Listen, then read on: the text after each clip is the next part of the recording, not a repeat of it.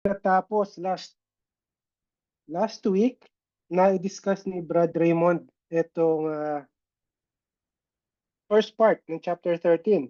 Ito yung ikinomisyon si si Apostle Paul at saka si Barnabas ng Holy Spirit para i-proclaim ang gospel papalabas ng Antioch. Ito nga yung kanilang misyon papunta sa Cyprus. Kung tignan nyo yung map, ito yung first missionary journey niya.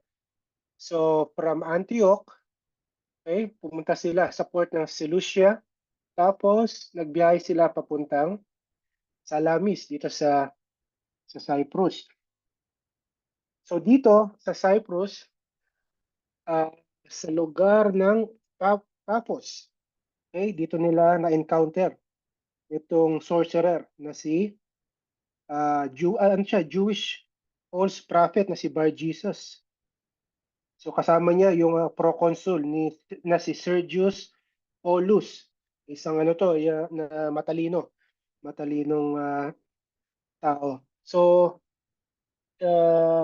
in summary, dito sa last week na pinag-aralan, itong si proconsul na ito, si Sergius Paulus, ay naniwala sa gospel na dala ni uh, Apostle Paul at ni Barnabas dahil doon sa ipinakitang miracle ni Apostle Paul. Siya nangyari nga dito kay Bar Jesus. So ngayon, punta tayo dito sa sa verse 13 onwards. Ito yung sermon. Unang sermon to ni Paul dito sa mga taga-Antioch of Pisidia.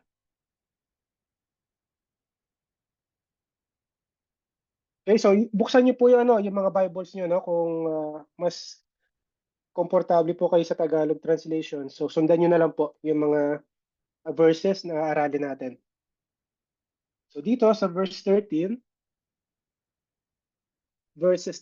hanggang 52. Ito po yung setting nito ay nasa Pisidian Antioch. Dito ni Paul Hudyo at ang mga non-Jews dito sa lugar na to. So kung titignan natin dito sa pattern ng missionary journey ni Paul, kada dumarating siya sa isang lugar, ang una niya pinupuntahan ay ang synagogue.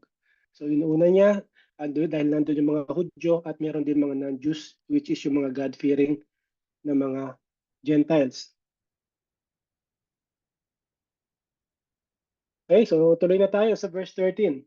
Now, Paul and his companions set sail from Paphos and came to Perga in Pamphylia. So dito, tingnan nyo yung map natin. Simula dito sa Perga sila galing, di ba? Galing sa Paphos, dito sa Cyprus, pumunta sila ng Perga. And then, from Paphos, came to Perga and Pamphylia. Pero dito, pagdating nila dito sa Perga, iniwan sila ni John Mark. Kung natatandaan niyo si John Mark, siya yung pinsan ni Barnabas. So pagdating dito, iniwan sila ni John Mark. So tatlong misyonaryo ang umalis dito sa Cyprus papuntang Pamphylia. Ito, present day to, nasa central Turkey to. Around 19 kilometers. Okay? So hindi binanggit dito sa scripture, dito sa Bible, kung ano yung dahilan kung bakit iniwan sila ni John Mark.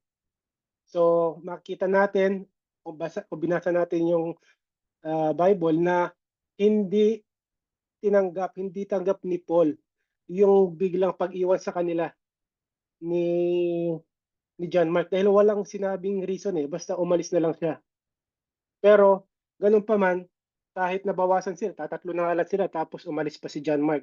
So hindi naging hindi naging hadlang yon para ituloy nila yung kanilang mission. At makikita natin kung binasa nyo ang Book of Acts na later on, makikita natin na dahil dito sa nangyari na to, dito sa issue itong tatlo ay nagkaroon din ng tension sa pagitan ni Paul at ni Barnabas. Pero lahat ng yan, yung mga tension na nangyari dun sa tatlo, nagkaroon yan ng resolution. Okay, nagkaayos-ayos sila. So ang sinasabi ng ibang mga commentaries na ang dahilan na baka ang dahilan kung bakit umalis itong si John Mark ay baka homesick kasi first time na aalis nito magbabiyahe or dahil hindi siya masaya dun sa naging setup ng kanilang mission. Dahil kung babalikan natin dun sa last part ng chapter 12, 'di ba nung time na maraming na convert dito sa Antioch, sino pinadala ng Jerusalem church? Si Barnabas. Si Barnabas ang humawak ng church doon. Pero dahil nakita niya, 'di ba, na napakaraming convert, hinanap niya si Paul para tulungan siya. Ngayon, dito sa kanilang first missionary journey, bakit parang ang nagli-lead? Bakit ang parang ang may hawak ng leadership ay si Paul na? Initially, na kay Barnabas yan. So parang ito yung isa sa mga angulo na tinitingnan na hindi matanggap din, hindi masaya si John Mark na nag-take over si Paul sa leadership ng kanyang pinsan na si Barnabas. So isa pang dahilan, itong si John Mark isa siyang devoted na Hudyo. Maaaring hindi pa siya ganoon kalakas spiritually at nandun pa rin yung unease, hindi pa siya komportable na may mga Gentiles na nasesave. So meron din sinasabi dito sa mga commentaries na marahil yung pagbalik ni John Mark dun sa Jerusalem ay isa yon sa mga naging mitya or dahilan na nagkaroon ng opposition, na nagkaroon ng mga legalistic na mga Judaizer na later on ay kinokontra si Apostle Paul. Makita natin yan sa chapter 15 ng Galatians.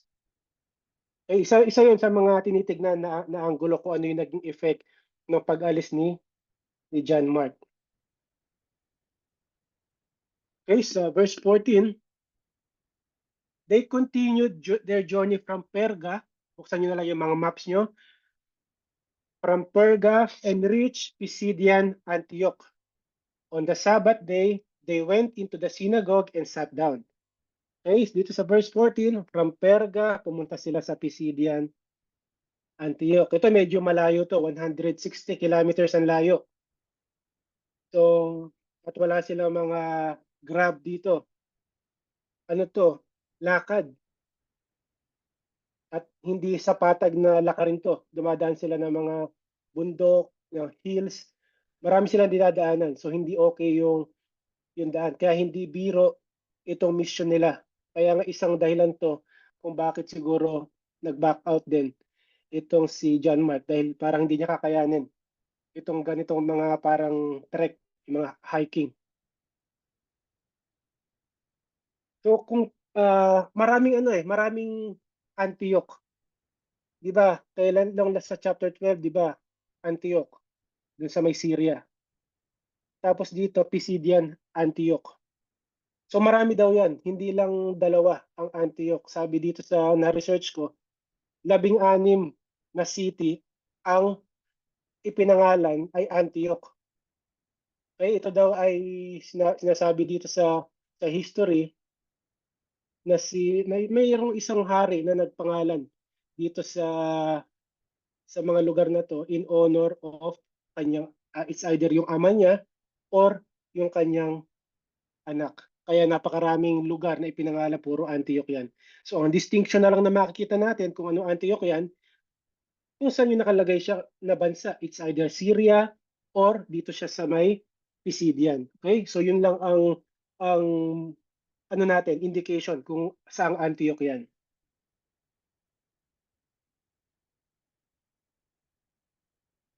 Okay, so medyo marami.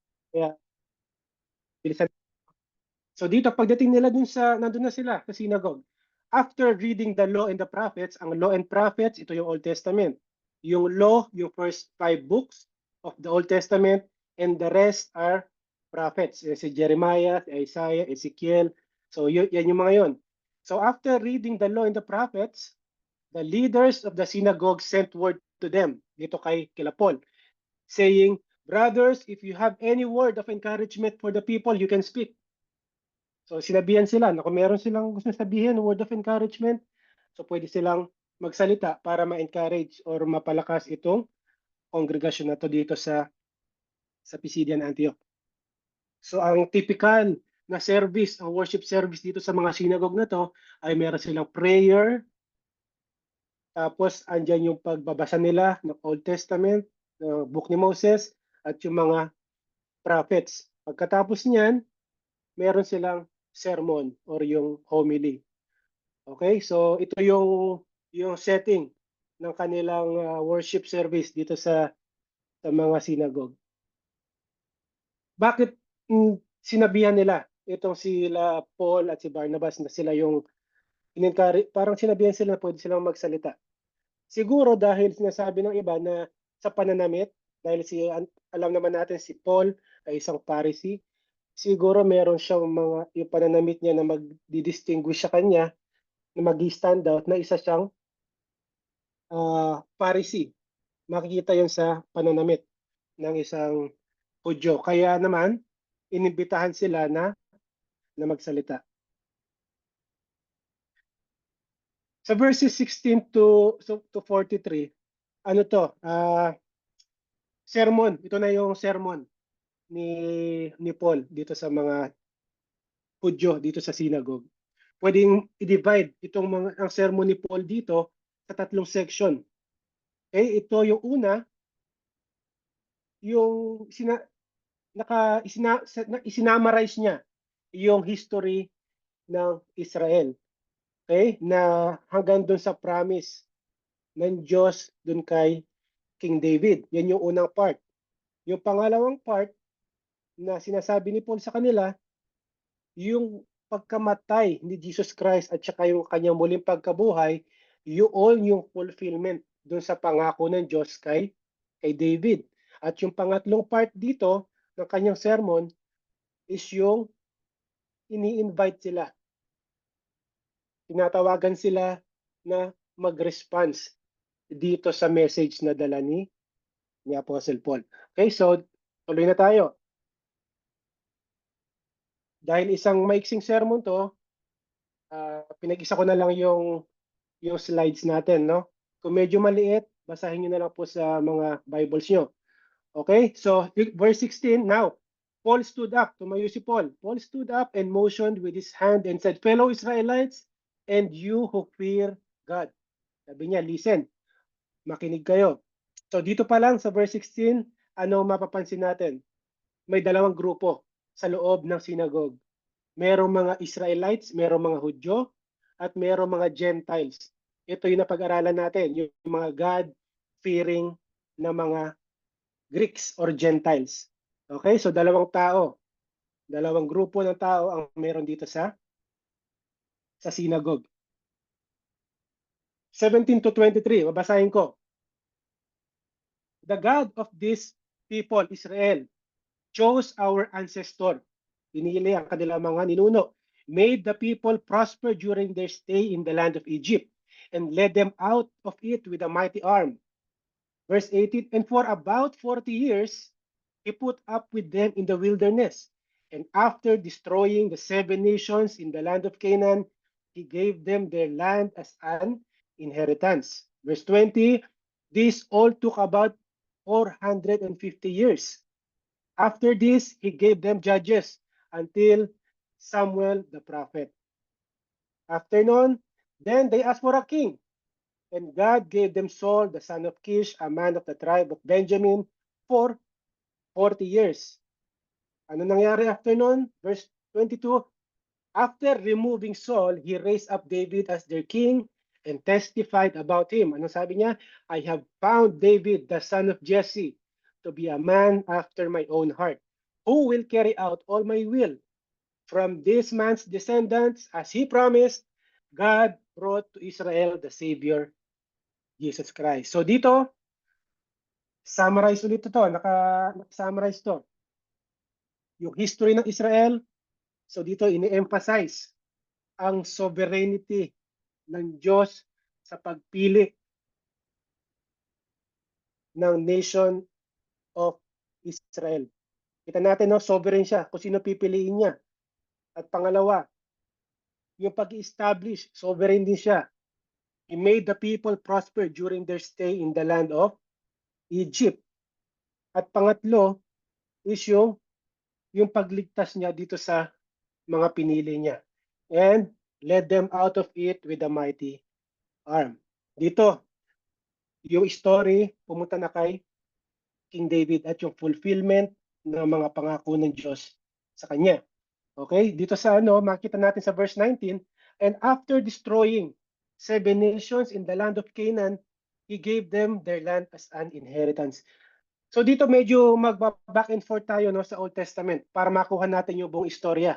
Kasi kung ang audience dito ay medyo, so walang mga sinabi dahil hindi yan ay nandun sa Old Testament. Binabasa nila yan weekly. Okay, so walang problema. Pero sa atin na hindi alam ang history at traditions ng mga Hudyo, so ibabalik ko kayo dun sa kung ano yung mga traditions ng mga Hudyo kung bakit nila ginagawa yan. At para maintindihan natin yung sinasabi ni Paul dito sa kanyang mga audience. Kaya dito sa verse 19, after destroying 7 nations in the land of Canaan, ano-ano tong 7 nations na to? So balik tayo sa Old Testament, Deuteronomy 7:1. So ito yung mga nakatira dito sa Promised Land bago ibigay sa kanila ang Promised Land. Deuteronomy 7:1. When the Lord your God brings you into the land you are entering to possess, and He drives out many nations before you. Ito yung mga 7 nations na nilupig nila. The Hittites, Girgashites, Amorites, Canaanites, Perizzites, Hivites, and the Jebusites. So yan yung 7 nations na kanilang tinalo para mapunta sa kanila yung Promised Land. So, punta tayo sa verse 20. Sabi dito, this all took about 450 years. So yung history, buong history up to this point is 450 years. So kung matatandaan nyo, yung time nila sa Egypt is around 400 years. Okay, so meron pang 50 years na natitira. So saan natin kukunin yung remaining 50 years? So after nilang makalis sa Egypt, di ba, paglabas nila, ilang years sila dun sa wilderness? 40 years sila dun sa wilderness. So meron na tayong 440. So meron pa natitirang 10 years. So yung 10 years na yan, ito yung time na i-divide ang mga lupain dito sa 12 tribes of Israel. Okay, so kaya merong 450 years na sinabi dito si Apostle Paul sa kanyang message, sa kanyang sermon. So sa verse 21, punta tayo sa verse 21, so 450 years. Then after this, pagkatapos nito, ibinigay ang mga judges bago dumating si Samuel na isang propeta. Okay, so 450 years. So, sino ang nagro-rule sa kanila dito? Maaaring hanggang dito, nandito pa si Joshua. Pero kung wala na si Joshua dito, pagdating ng time na to, judges ang ibinigay sa kanila. Sino ba yung mga judges? Sino ba yung mga yan? Si Samson, isa sa mga judges yan, di ba? So, yan yung mga time ng mga judges. Hanggang dumating yung time na dumating na si Prophet Samuel and he take over. Now, nung si Samuel na ang parang namumuno sa kanila dahil siya yung prophet, lahat ng message ng Diyos ay dumadaan sa kanya at ipinaparating niya sa mga tao. So dumating yung time na itong mga Israelites na to, itong mga Hudyo na to, ay nakikita na bakit wala tayong hari. Lahat ng katabing bansa natin, lahat sila ay may hari. hari ang nagro-rule sa kanila. So hindi na kontento itong mga Hudyo na to na Diyos mismo ang namumuno sa kanila. Direkta ang message na nanggagaling sa Diyos, dumadaan sa propeta at ibibigay sa kanila. Ngayon, dahil parang nainggit sila, bakit wala tayong hari? Nag-request sila ngayon. At pinagbigyan naman ng Diyos ang kanilang kahilingan. Okay, sige, sabi ni Samuel, ito nangingi, ang titigas ng ulo. Naghahanap pa ng hari, ito na nga, ang Diyos mismo ang namumuno sa kanila. Sabi ng Diyos, okay, sige, bigay natin ng gusto nila. Binigay sa kanila si Saul, son of Kish, a man of the tribe of Benjamin. For 40 years na namuno itong si King Saul. So dumating yung time na inalis din ng Diyos itong si King Saul dahil sa kanyang pagsuway dito sa utos ng Diyos. So, hindi siya naging faithful, hindi siya naging tapat sa kanyang pamumuno. Mayroong mga utos sa kanya, direktang utos, direct na galing sa Diyos through Prophet Samuel, pero hindi niya sinunod. Kaya nawala sa kanya yung pagiging hari. So verse 22, after removing him, he raised up David as their king and testified about him. Ano sabi dito? I have found David, the son of Jesse, to be a man after my own heart, who will carry out my will. Ano bang ibig sabihin nito? David is a man after my own heart. Kinasabi ng Diyos. Para napakabigat na responsibilidad nito, di ba? Tawagin kang a man after God's own heart. Ibig sabihin ba nito, hindi nakakasala si David? Lahat ba ng utos ng Diyos ay sinusunod ni David? So hindi. Ang ibig sabihin lang nito, a man after God's own heart is sinusunod niya yung mga inuutos ng Diyos sa kanya. Nandun yung kanyang faithfulness, nakaangkla siya sa Panginoon. At bukod doon, pag nakasya, ina-acknowledge niya ang kanyang kasalanan. Hindi niya ito. Sa verse 23, from this man's descendant, as he promised, may pangako ang Diyos. God brought to Israel the Savior, Jesus. So ito, yung promise. Ano ba yung promise na yan ng ating Panginoon? Sa Old Testament, napakaraming prophecies na nagpo-point sa pagdating ng isang Messiah na magmumula sa descendant ni King David. At ang sinasabi dito, si Jesus Christ yung katuparan ng mga propesiya na yon. Siya yung hinihintay na Messiah, na Savior, na magliligtas sa Israel. So tignan natin, saan ba makikita itong prophecy na to, yung fulfillment ng prophecy. So punta tayo dito sa 2 Samuel, verses 7, chapter 7, verses 12 to 16. So ipapakita ko lang sa inyo, no, yung history para maintindihan natin. So when your days are over and you rest with your ancestors, si David ang sinasabi dito, ha, when your days are over and you rest with your ancestors, I will raise up your offspring to succeed you. Ito yung pagka namatay na si King David. So kukuha ang Diyos isa sa mga descendants niya para pumalit sa kanya. Sabi niya, your own flesh and blood, and I will establish his kingdom. Verse 13, he is the one who will build a house for my name, and I will establish the throne of his kingdom forever. I will be his father, and he will be my son. When he does wrong, I will punish him with a rod wielded by men, and with floggings inflicted by human hands. So kung babasahin niyo ito, di ba parang napipicture niyo na kung sino yung tinutukoy dito. But my love will never be taken away from him, as I took it away from Saul, whom I removed from before you. Your house and your kingdom will endure forever. before me. Your throne will be established forever. So, kung babasahin ito, puro forever, forever. So, sino ba ang hari na hindi na mamamatay? Lahat ng umupo dyan mamamatay except the promised one. Tignan pa natin. Mga prophecies, isa lang to. 2 Samuel, meron pa. Sa Psalm 132:11, the Lord swore an oath to David. A sure oath, he will not revoke. One of your own descendants I will place on your throne. So, sino pinapatukuyan dito? At sa Isaiah 11, in that day, the root of Jesse, si Jesus Christ na naman to, the root of Jesse will stand as a banner for the peoples. The nation will rally to him and his resting place will be glorious. Jeremiah 23:5, the days are coming, declares the Lord, when I will raise up for David a righteous branch. Sa lahat ng mga sinasabi dito, mga prophecies na to sa Old Testament, nakaturo to kay Jesus Christ.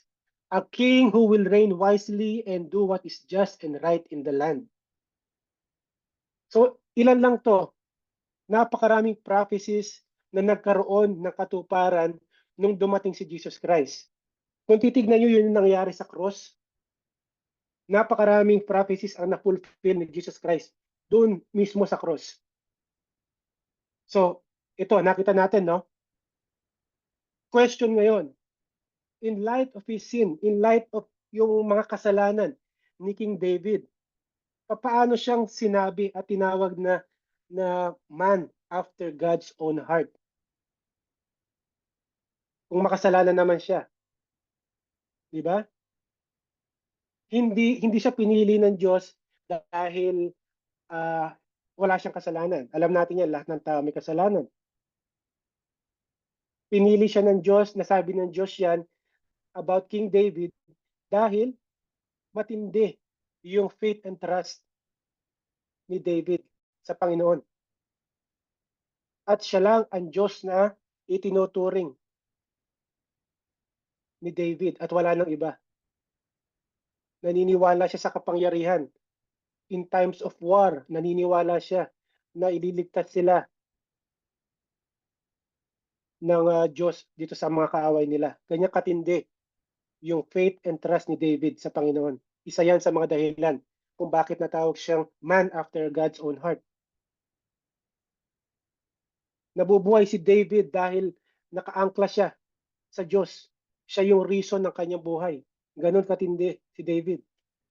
Isa pa, hindi nakasala si David ng idolatry. Yung unang pasok ni David dito sa Old Testament, yung unang salita na nanggaling sa bibig ni King David, ano yon? Sa 1 Samuel 17:26, tinatanong niya, sino yung kumakalaban sa army ng Diyos? So dito pa nakikita natin yung kanyang pagiging defensive sa Panginoon. Ito si David, inutusan lang ito na tatay niya eh. Puntahan mo, dala mo na pagkain, yung mga kapatid mo doon, nandun sila. May standoff kasi dito between the Philistines and the Israelites. Nandun si Goliath sa harapan. Hinahanap niya kung sino challenge sa kanya. Dumating si David, nakita. Sino ba to? Sino humahamon sa aming Diyos? Yan ang unang recorded na salita ni King David. Dinedepensa niya kaagad ang Panginoon.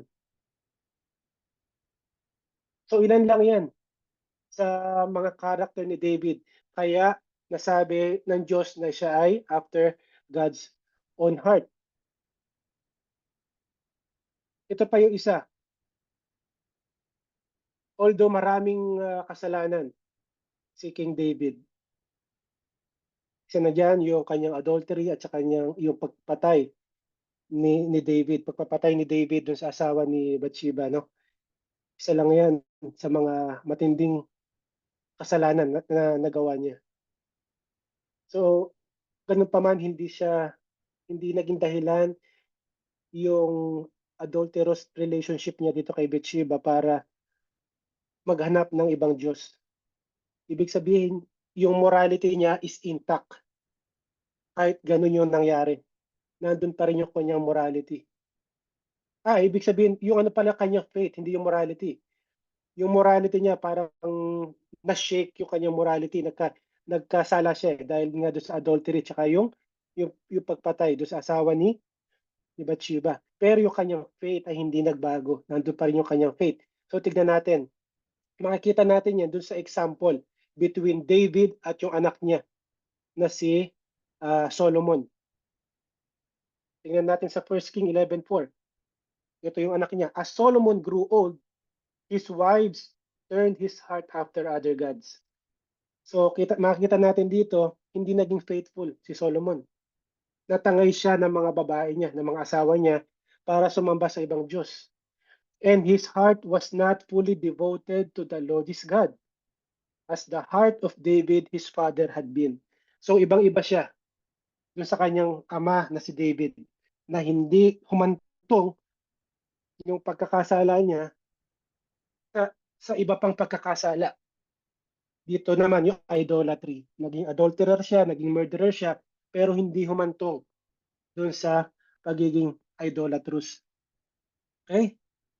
So 24, before coming to public attention, si Jesus Christ ang sinasabi niya dito, no? Bago dumating si Jesus Christ sa public ministry, bago niya makuha yung attention ng public, prophet John the Baptist, ito sinasabi dito, hindi si Apostle John. John the Baptist had previously proclaimed a baptism of repentance to all the people of Israel. 25, now, as John was completing his mission, he said, who do you think I am? I am not the one. Hindi ako yun. Hindi ako yung Messiah. But one is coming after me, and I am not worthy to untie the sandals of his feet. Ay, nasa gospel yan. Mag-focus muna tayo dito sa baptism of repentance. Alam ko, iba sa inyo, may idea na dahil na-discuss na natin ito ilang beses, no? Pero for the benefit ng iba na hindi pa naintindihan, ano ba yung baptism of repentance dito? Sa context ni John the Baptist. Ang baptism of repentance, para sa mga Hudyo, ceremonial cleansing to para sa kanila. Isa sa mga ceremony ng mga Hudyo sa paglilinis. Okay, bakit? Bakit inaanyayahan? Bakit tinatawag ni John the Baptist ito mga to na mag-repent at magpabaptize? Dahil tinatawagan ni John the Baptist to para i-ready ang kanilang sarili. I-set aside ang kanilang sarili sa pagdating ng Messiah sa papaanong paraan. Di ba, pinipreach si John the Baptist, the Messiah is coming, paparating ng Messiah. Talikuran nyo ang inyong mga kasalanan at ready nyo ang inyong mga puso para tanggapin siya. Yan ang message ni John the Baptist sa mga Hudyo. So anong ginagawa nila pag tinawag sila ni John the Baptist na ganito? Nagko-confess sila ng kanilang kasalanan. Kanino? Kay John the Baptist? Hindi. Hindi ka sa tao magko-confess ng kasalanan. Itong mga Hudyo na to, ikino-confess nila ang kanilang kasalanan sa Diyos. Internal confession. One-on-one. Ang tao sa Diyos. Kino-confess nila kanilang puso yung mga nagawa nilang kasalanan. So pag na-confess na nila yon, lalapit sila kay John the Baptist para magpa-baptize. So yung ibig sabihin, yung pagpapabaptize nila, ito yung outward confession. Pinapakita lang nila na nagkaroon na ng confession sa kanila para maipakita nila yun sa lahat ng tao, magpapabaptize sila. Parang sa atin ngayon, di ba? Bakit tayo nagpapabaptize bilang Christian? Dahil tinanggap natin si Jesus Christ na ating Diyos at tagapagligtas. So paano natin masasabi yun? Sa puso natin, tinanggap natin siya, di ba? Naniwala tayo sa message niya, naniwala tayo sa lahat ng mga ginawa niya. Paano malalaman ng mga tao yun? So magpapabaptize tayo. Yun yung word na kita, pero ng atin sign. Okay. So baptism of repentance na sinasabi dito, yung konteksto na sinasabi dito. Okay? So nire-ready nila yung kanilang puso sa pagdating at pagtanggap nila sa Messiah. Okay, malinaw? So dito na tayo sa verse 26 to 37. Tutuloy tayo. Brothers and sisters, children of Abraham's race and those among you who fear God. It is to us that the word of this salvation has been sent. Sa Tagalog mga kapatid, na mula sa lahi ni Abraham at mga hindi Hudyo na sumasamba rin sa Diyos, tayo ang pinadalhan ng Diyos ng magandang balita tungkol sa kaligtasan. So dito makita natin, binanggit ko sa inyo kanina, dalawang grupo ng tao ang audience ni Paul. Yung mga Hudyo, yung galing sa race ni Abraham, at yung mga non-Jews, mga God-fearing na mga Gentiles. Okay? So, ibig sabihin dito, sa message ni Paul, may tatlong key points na makukuha tayo dito. Sa verse 23, makikita natin sa verse 23, makukuha natin dito na si Jesus Christ ang Savior, yung tagapagligtas. Sa verse 26, ang salvation na dala niya ay hindi lang para sa mga Hudyo, kundi para rin sa mga hindi Hudyo, para sa atin. At fast forward dun sa verse 39, sabi diyan, everyone who believes is justified sa pamamagitan ng ginawa ng ating Panginoon. Ibig sabihin, iniligtas niya tayo by faith, by believing in Him. So nakita natin yung pattern, no, na tinutumbok nito ni Apostle Paul sa kanyang sermon. Jesus is the Savior. Ang kanyang salvation na dala niya ay para sa ating lahat. At paano natin makukuha ang salvation na yon? By believing in Him, by putting our faith in Him. Magkakaroon tayo ng salvation. So yan yung point ng sermon ni Paul. So verse 27 na tayo. Since now the residents of Jerusalem and their rulers did not recognize Him, Jesus Christ, or saying of the prophets that are read every Sabbath, they have fulfilled their words by condemning Him. Ano ibig sabihin nito? Ang daming residente ng Jerusalem, pati ang kanilang mga religious leaders, hindi nila na-recognize, hindi nila nakilala si Jesus Christ, yung matagal na nilang hinihintay na Messiah. Hindi nila makilala. Kita nyo, every Sabbath, nandun sila sa synagogue. Binabasa nila ang Old Testament, ang law, ang prophet. Pero bakit hindi nila nakilala? Sa pag-condemn nila kay Jesus Christ, hindi sila nagmamalay. Sa pagkamatay ni Jesus Christ, hindi nila namamalayan na nakakaroon ng fulfillment ang mga prophecies dahil sa pinagagagawa nila. So ngayon, sa isang Hudyo, kung ikaw ay isang Hudyo, maaaring merong mga tanong na gusto mong i-address. Una, kung si Jesus Christ, bilang isang Hudyo, kung si Jesus Christ ang Umisaya, ang tagapagligtas na hinihintay natin, bakit siya pinatay ng mga religious leaders natin? Hindi ba nila siya kilala? Sila yung Old Testament authority. Ito ay may mga PhD, may doctorate degree. Buong buhay nila, ito ang inaaral nila. Hinahanap nila, hinihintay nila, naghihintay sila ng sign para sa pagdating ng Messiah. Bakit nila siya pinatay? Pangalawa, na tanong na isang Hudyo. Okay, sige, fine. Napatay siya ng mga religious leaders. Napatay natin ang ating Messiah. Ibig bang sabihin nun, mababaliwala ang lahat ng plano ng Diyos para sa atin, para sa Israel? Yan yung dalawang tanong na maaaring namumuo sa isip ng mga Hudyo. So isa sa mga reasons dito ay giging bulag. Blindness by their sin. Nabubulagan sila sa katotohanan. Kaya hindi nila makita si Jesus Christ, pati yung message na dala niya. Hindi nila siya kilala kahit na paulit-ulit nila binabasa yung mga prophecies about Him. Pinatay nila siya dahil hindi niya Hindi nila kung sino siya.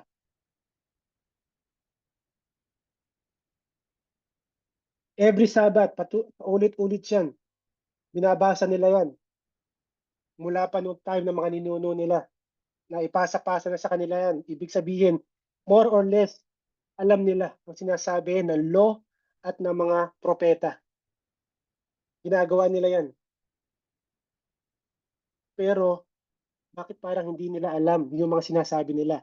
Hindi nila alam yung binabasa nila. Wala silang idea. In short, hindi nila naintindihan yung mga binabasa nila. Si Jesus mismo ang nagsabi sa John 35.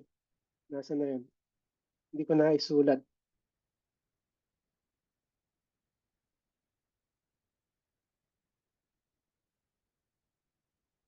Sa John 35, hindi ko na naisulat. Yan ko na lang, no? John 5:39.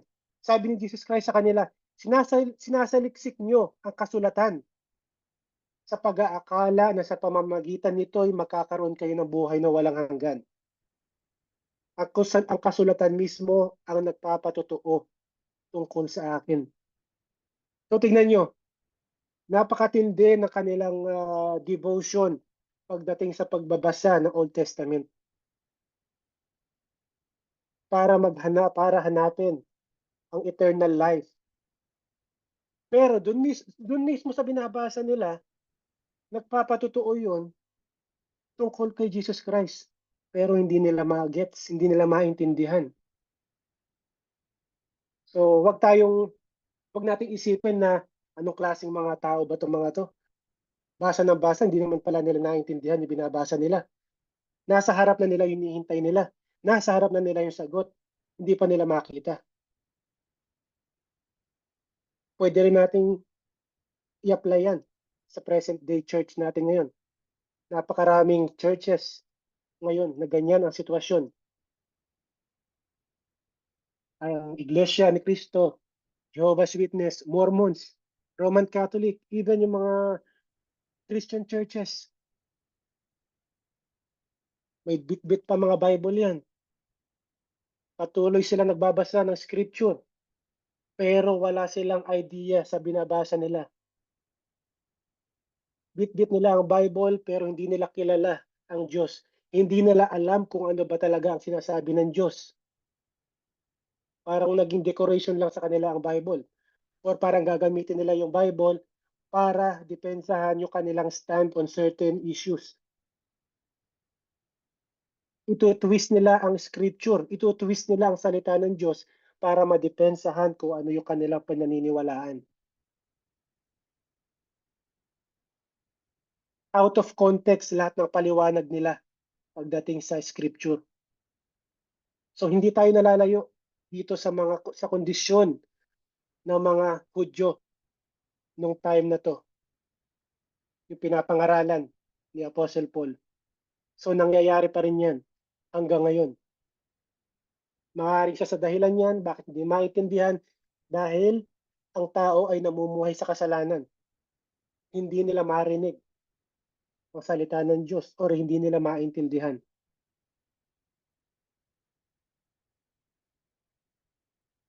So, ibig sabihin, nandun yung ignorance. Dahil hindi nga nila alam hindi nila maintindihan. Ignorante sila kung ano yung binabasa nila. So, ito ang dahilan kung bakit nila ipinapatay si Jesus Christ. Hindi nila alam. Hindi sila nagmamalay. Bakit? Hindi nila alam yung scripture eh. Sinasabi nila, binabasa nila. Binabasa nila, pero walang understanding. Parang okay, sige na, punta tayo sa synagogue, pumunta tayo sa church. Basahin natin to. Okay, basa, basa, basa, pero walang understanding. Para naging pattern na lang. Okay, sige, basahin natin. Okay, naintindihan mo. Hindi. So, ganun din sila. So, ito yung sagot doon sa unang question. Na dahil ignorante sila. Kahit basa sila ng basa, hindi nila maintindihan. Kaya pinapatay nila ang kanilang Messiah. Pangalawang question, ngayon, okay, pinapatay natin yung Messiah natin. Ano na? Ano na yung plano? Na-cancel na ba lahat ng plano ng Diyos para sa atin? Ang hindi nila alam, sa ginawa nila na yon, nagkakaroon ng fulfillment. Nagaganap yung prophecy na dapat mangyari na wala silang kamalay-malay. So hindi natin po pwedeng pangunahan ng Diyos. Hindi natin po pwedeng hadlangan yung mga plano ng Diyos dahil sa mga masasamang plano at balak ng tao. Alam ng Diyos ang mangyayari. Nakaplano na yan. Yung pag-reject ng mga Hudyo kay Jesus Christ ay nakaplano. Tignan natin. Yeah, Isaiah 53.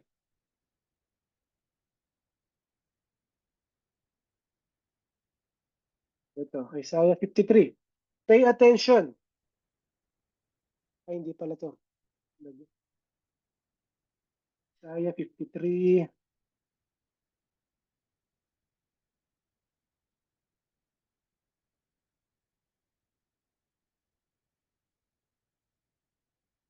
Saglit po nawala yung aking slide. Babasahin ko na lang. Isaiah 53. He was despised and rejected by men. Ito yung propesya kay Prophet Isaiah.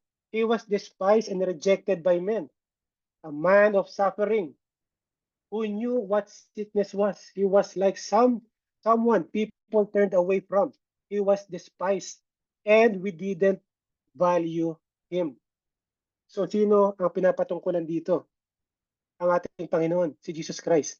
Ibig sabihin, wala pa siya, alam na ng Diyos ang kasasapitan ni Jesus Christ. Okay, so punta tayo sa verse 27. Since the residents of Jerusalem and the rulers did not recognize him or the saying of the prophets that they read every Sabbath, they have fulfilled their words by condemning him. Okay? So nabasa natin yan. Though they found no grounds for the death sentence, they asked Pilate to have him killed. So kahit wala silang matibay na ebidensya para patayin siya, hiniling pa rin nila kay Pilato na ipapatay siya. So wala silang rason eh. Makita natin dito. Wala silang dahilan, wala silang grounds para ipapatay or patayin si Jesus Christ. Pero bakit nila ipinapapatay? Nasa ano rin yan, nasa prophecy. Psalm 69:4. Those who hate me without a cause are more numerous than my hairs of my head. So ito yung mga Hudyo. Nagagalit sila na walang dahilan. Wala nga siyang kasalanan di ba? Wala silang legitimate na kaso. Wala silang kaso na maisasampa. Kung makarating man sa korte yan, dismiss ang kaso. Dahil nung dinala niya kay Pilate, di ba anong sabi ni Poncio Pilato? Wala ako nakikitang mali na ginawa ang taong to. Sinless ang ating Panginoon. Pero dahil kailangan may propesiya na na ma-fulfill, sabi ni Jesus Christ dito, but this happened so that the statement written in their law might be fulfilled. Ano yun? They hated me for no reason. Paulit-ulit. Matindi ang galit nila kay Jesus Christ. So kung pinatay nila ang Messiah, wala na bang cancel na yung plano ng Diyos? Hindi. Hindi po ganun mangyayari, di ba? Ang pagkamatay ni Jesus Christ ay fulfillment ng plano ng Diyos. Alam ng Diyos na papatayin si Jesus Christ. Alam niya kung ano ang gagawin sa kanya. Pero sa kabila ng lahat ng masamang nangyari sa ating Panginoon, nagkaroon ng fulfillment ang lahat na nasusulat sa Old Testament. Di ba sabi ni Jesus Christ, I came to fulfill the law. So kailangan kaliit-liitan, kahit na kaliit-liitang mga propesiya patungkol sa kanya ay magampanan niya, magawa niya. Okay, verse 29. Nang magawa na nila ang lahat ng sinabi ng kasulatan na mangyari kay Jesus, kinuha nila siya sa krus at inilibing. So natapos na, nagampanan na ni Jesus Christ lahat ng prophecies. Ano nangyari? Kinuha nila siya sa krus at inilibing. So the whole time na on the process of crucifying, dun sa act na pinapako si Jesus Christ sa cross, nakakaroon ng fulfillment ng prophecy. Hindi sila nagmamalay doon. Hindi ko na nilagay lahat dahil napakarami, hindi tayo matatapos dito. Akala nila wise sila. Akala nila matatapos na yung problema nila dito kay Jesus Christ. Sa sinasabi nilang impostor, blasphemer, insurrectionist, rebelde. Akala nila tapos na ang problema nila kay Jesus Christ. Pero hindi nila alam, sila mismo ang nagfulfill ng prophecy. Up second gawa. Verse 30. Pero muli siyang binuhay. Di ba? Binaba siya sa krus. Nagampanan na niya lahat. Nagawa na niya lahat ng prophecy. Binaba siya sa krus. Verse 30. Pero muli siyang binuhay ng Diyos. Nailibing na siya. Muli siyang binuhay ng Diyos at sa loob ng maraming araw, nagpakita siya sa mga taong sumama sa kanya na umalis siya sa Galilea papuntang Jerusalem. At ang mga taong iyon ang siya ring nangangaral ngayon sa mga Israelita tungkol kay Jesus. Okay, dito tayo sa verse 30 and 31. But God raised him from the dead. Ito yung climax ng sermon ni Paul. At ito rin yung climax na ipinipreach at pinoproclaim ng mga apostle. Di ba especially si Peter? Doon sa ating pag-aaral sa mga previous na mga chapter, lagi yung resurrection. God raised him from the dead. God raised him from the dead. Ito yung madalas natin makita na tema, di ba? Dito sa Book of Acts. So ito, 3 beses na inuulit to ni Peter eh. Doon pa lang sa ministry ni Peter sa chapters 1 to 12. Ilang beses niya sinabi to. God raised him from the dead. So iba, yung nakikita ng Diyos sa nakikita ng tao. Magkaiba. Inire-reverse ni God yung mga pinagagagawa ng mga Israelites. Ano hatol kay Jesus Christ ng mga tao, ng mga Israelites? Patayin. Ano ginawa ng Panginoon sa kanya? Binuhay siya. So ito yung tema na makikita natin dito, no? So ano yung ebidensya na binuhay siya ulit ng Diyos? Ito yung verse 31. At sa loob ng maraming araw, nagpakita siya sa mga taong sumama sa kanya na umalis sa Galilea papuntang Jerusalem. At ang mga taong yon ang siya ring nangaral ngayon ng mga Israelita tungkol kay Jesus. Okay, so marami to. Doon sa 1 Corinthians chapter 15, over 500 witnesses ang nakakita kay Jesus Christ. So verse 32 to 33. Ano yung mga promise na to? Tingnan natin ha. And we ourselves proclaim to you the good news of the promise that was made to our ancestors. Ano yung good news na yun? Ano yung promise? Sinasabi ni Paul, may pangako ang Diyos sa mga ninuno nila. Ang una, sa verse 33, ito yung promise niya. You are my son. Today I have become your father. Alam na ng Diyos to na mangyayari to. Na ipapadala niya si Jesus Christ ay sa isa niyang anak. Hindi lang ito basta incarnation ang sinasabi dito. Pati ang resurrection kasama dito. Nag-prophesy si God sa pamamagitan ni David na mayroong mangyayaring resurrection. Paulit-ulit sinasabi kay David, sa ano ni David, magpapadala ako ng Messiah. Incarnation, God in flesh. At mabubuhay siyang muli. So si Jesus Christ yung fulfillment ng prophecy dito kay King David. Dito sa verse 33, ina-apply ni Paul. Ito nakalagay sa Psalm chapter 2. verse 7.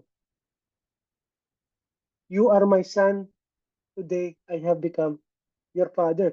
Ibig sabihin nito, mayroong justification ngayon do sa claim ni Jesus Christ na siya ay anak ng Diyos. Di ba yun ang claim niya, isa sa mga dahilan bakit siya pinatay. Kiniklaim niya na siya ay anak ng Diyos, ako ay anak ng Diyos. So ngayon makikita natin dito, sinasabi ni Paul, aba may basihan naman pala. Ito, nandito, sa Psalm chapter 2 verse 7. Sinabi na yan, nakaprophesy na yan.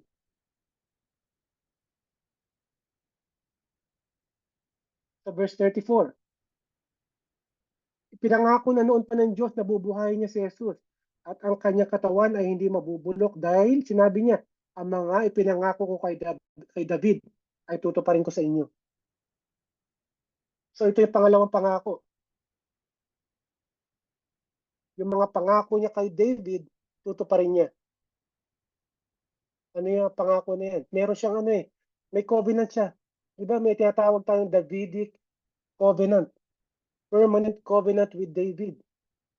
Ano yan? One day, ano yung pangako niya? Isa sa mga descendants, isa sa mga anak niya ang magiging Messiah na mamumuno sa trono ni David for eternity, forever. Di ba binigay ang sign second yan, 10 to 10. Your house and your will forever, your throne published. So just ulit, kaya kung says, live sa I make a covenant with you, sabi kay David, on the basis of the faithful kindness of David. Ano pa? Sa Psalm 132, 11 to 12. The Lord swore an oath to David. Nangako siya kay David. A promise he will not abandon. I will set one of your offspring, isa sa mga anak niya, on your throne.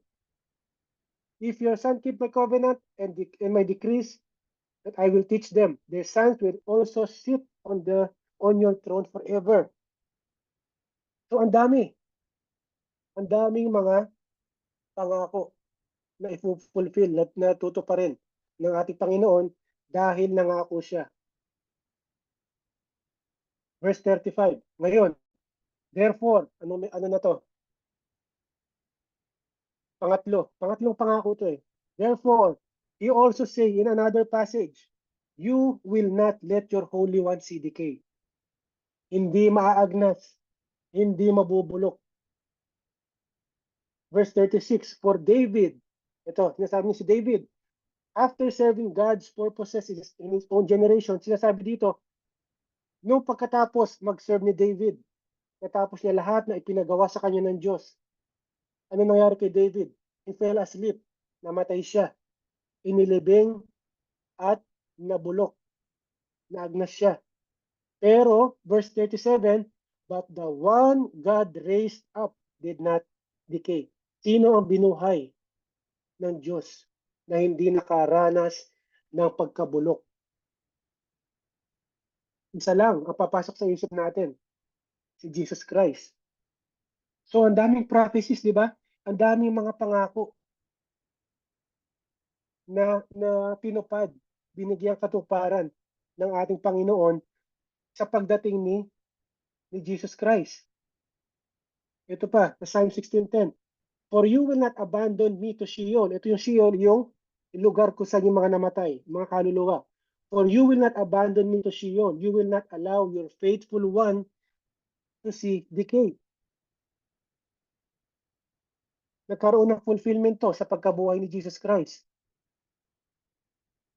Okay, so dito sa last part ng ng Bible study, makikita natin dito na hindi lang si Jesus Christ ay yung climax or yung peak of Israel's history. Or hindi lang history ng Israel kundi sa history ng humanity. Hindi lang siya yung climax, kundi si Jesus Christ din is yung nag-fulfill, siya yung katuparan ng mga propesiya. Dito sa last part, siya rin yung magja-justify ng mga makasalanan. Justifier of the sinner. Ano bang ibig sabihin ng justifier of the sinner? Papakita ko sa inyo mamaya kung ano ibig sabihin ng justification. Para bang ito yung way para makaharap ulit tayo sa Diyos Ama nang hindi nakikita ang kasalanan natin. Nagkaroon tayo ng right standing sa Diyos Ama sa pamamagitan ng sacrificial death ni Jesus Christ sa cross. Okay, so mamaya ipapakita ko rin sa inyo yan.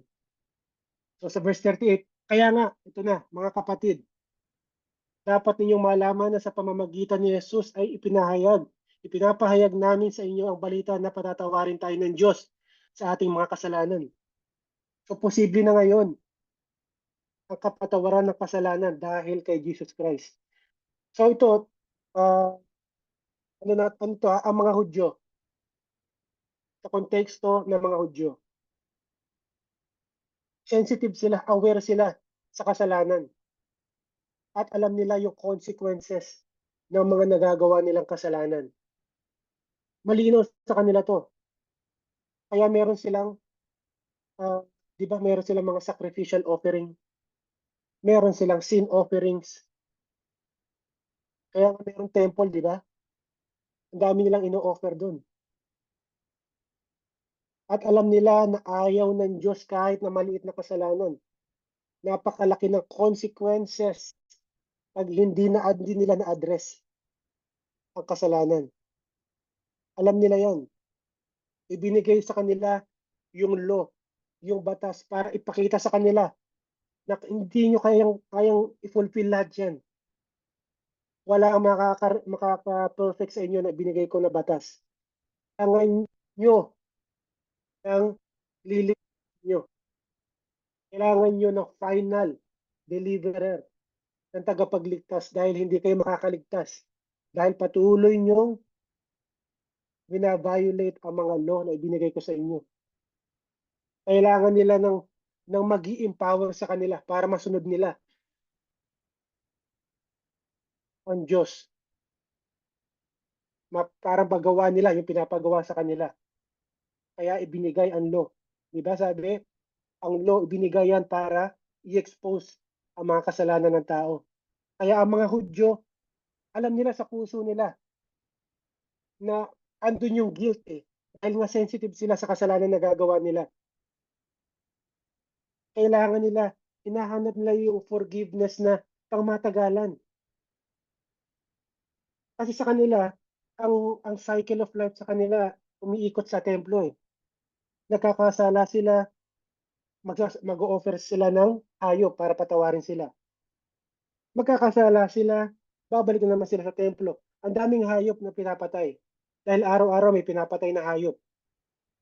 Dahil araw-araw nagkakasala sila. Nanghihingi sila ng kapatawaran. So imagine kung gaano karaming karne ng hayop ang nandun sa temple na sinusunog lang dahil sa kasalanan ng mga tao. Di ba parang nakakaano yun? Kailan ba matatapos to? Meron pa ba akong hayop? Meron pa ba akong mga alaga? May pera pa ba akong pambili ng hayop para mai-offer, para mapatawad ang kasalanan ko? Di ba? Ganun yung dilema. Ganun yung problema nitong mga Hudyo. Alam nila, nakakasala sila. Pero ano gagawin nila? Kailangan nilang mapatawad yun eh. Kaya yung message ni Paul, yung dalang message ni Paul sa kanila, ito pa lang, good news na to eh. Yung kapatawaran ng kasalanan. Yung magtatagal na hindi ko na kailangan bumalik dito, kailangan bumili nito ng mga hayop. So ano yun? Ano yung message? Sabi ni Paul dito, ang sino mang sumasampalataya kay Jesus ay itinuturing ng Diyos na matuwid. Hindi ito magagawa sa pamamagitan ng pagsunod sa kautusan ni Moses. So baliwala lahat ng mga pinag-uutos sa kasulatan ni Moses, yung sa Old Testament, yung mga ceremonial law na yan, yung pagpatay, sin offering, baliwala lahat yan. Hindi ka mapapalapit sa Diyos. Walang justification. Sa mata ng Diyos, makasalanan ka pa rin. Hindi yan magagawa ng pagpapatay ng hayop. kino-cover lang ng dugo ng hayop yung mga kasalanan nitong mga tao na 'to. Hindi siya totally inaalis. Covering lang yan, covering. Pero iba yung dugo na dala ng ating Panginoon. Ang dala ng ating Panginoon, ang pagkamatay ni Jesus Christ, siya yung final sacrifice. Di ba? Sabi nga, the Lamb of God that takes away the sin of the world. One and final sacrifice for the sin of mankind. Kaya nga, good news to para sa kanila, especially. Hindi na kayo kailangan bumili ng hayop magkatay. Ang dugo ni Kristo ay sapat na para sa lahat ng kasalanan nyo. Yun yung message na dala ng ating Panginoon. Especially dito sa mga Hudyo, na sila mismo ay makaka-relate. Justification. Ano ba ang justification? Pag sinabi, ito yung God's declaration. Di-declare ng Diyos na ang isang makasalanan ay righteous na. Ibig sabihin, walang kasalanan. Righteous na mumuhay ng matuwid. Idine-declare ng Diyos na ikaw ngayon ay isang matuwid na nagawa mo lahat ng pinag-uutos ko sa inyo. At lahat ng kasalanan mo ay napatawad na. Yan ang justification. Na-justify tayo dahil sa ginawa ng ating Panginoong Yesus sa krus. Kung maniniwala tayo sa Kanya. Hindi tayo naging righteous dahil sa mga ginawa natin na mabuti. Dahil lahat ng gawa natin ay para maraming basahan lang sa harap ng Diyos. Hindi acceptable yun. Hindi natin na perfect kahit yung 10 Commandments lang. Yun na lang. Huwag na tayo mag-focus doon sa binigay pang ibang uh, batas sa mga Israelites. Dito na lang tayo mag-focus sa atin. 10 Commandments. Hindi natin ma-perfect yan. Sino dito makakapagsabi na hindi ka nakapagsinungaling? Sino dito makakapagsabi na hindi ka nagalit? Di ba sabi ni Jesus Christ, kung sino ang magalit, di ba kinukonsider niya na murder yan, na pumatay ka na? Dahil tinitignan ng Diyos yung nasa puso mo. Sa puso mo, galit na galit ka dun, gusto mo na patayin eh. Marites, kinala, nito, totoo, sa puso, pinatay mo. So, ganun katindi yung standard ng ating Panginoon pagdating sa pagiging righteous. So, kaya wala makaka-perfect sa atin. Sino ang naka-perfect na sumunod sa lahat ng inuutos ng ating Panginoon? Si Jesus Christ lang. Lahat. Ilang daan yung ano na yan. Ilang hundreds of laws na perfect niya. Kaya tanging siya lang ang pupwedeng humarap sa Diyos dahil sinless siya. Ibig sabihin lahat tayo, may kasalanan tayo, hindi ka makakaharap sa Diyos. Dahil sa ginawa ni Kristo ngayon, dahil naniwala ka sa Kanya, nagtiwala ka sa Kanya, ngayon ano mangyayari? Ibibigay niya ngayon sa iyo yung Kanyang righteousness, yung perfect life niya, ibibigay niya sa iyo. Parang yan, yung robe yan eh. Ibabalot niya sa iyo yan. Yung kasalanan mo matatakpan na ngayon pag humarap ka sa Diyos Ama. Hindi na ngayon makikita ng Diyos Ama yung kasalanan mo. Dahil ang nakikita niya pag tumingin siya sa iyo ay yung perfection na ginawa ni Jesus Christ dahil nagtiwala ka sa Kanya.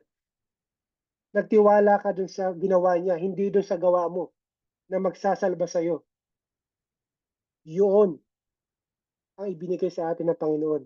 Kaya makakaharap tayo ngayon with full confidence pagdating ng Judgment Day. Pagharap natin sa Diyos, pag pinikit natin ang mga mata natin, paharap tayo sa Diyos na walang pangamba. Dahil nakabalot sa atin yung perfect life na righteousness ni Jesus Christ. Dahil tinanggap natin yung good works niya, hindi yung good works natin. So yan, ito yung nangyari dito sa cross. Lahat ng ginawa ng ating Panginoon, dapat yan dapat tayo. Tayo dapat ang nagsasuffer. Pero dahil sa pagmamahal ng ating Panginoon, balik tayo sa Gospel, John 3:16. For God so loved the world, He gave His only Son, that whosoever believes in Him will not perish but have everlasting life. So ginawa ng Diyos lahat yan. Siya ang sumalo lahat ng kasalanan natin sa krus para magkaroon tayo ng right standing pag dumating yung time na pinikit natin mata natin, humarap tayo. Nandun yung ating hope, nandun yung ating confidence na dahil nagtiwala tayo kay Jesus Christ, makakaharap tayo sa Diyos Ama na hindi niya sasabihin sa atin na parang sinasabi sa Matthew 7, di ba? I never knew you.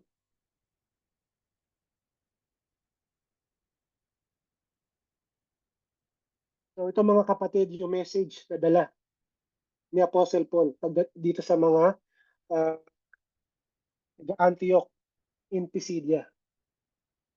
So dito sa pagtatapos natin, nagbigay ng warning.